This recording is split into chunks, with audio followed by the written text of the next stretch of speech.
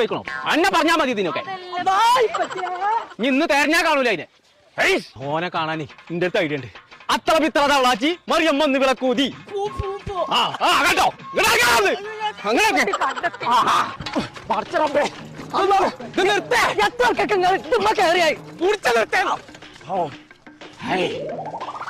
അല്ലണ്ട് ഇപ്പച്ചൂടെ പച്ചിനെ കാണാൻ എൻ്റെ അടുത്തൊരു ഐഡിയ ഉണ്ട്. ഇപ്പച്ചിയേ സൈന വന്നു.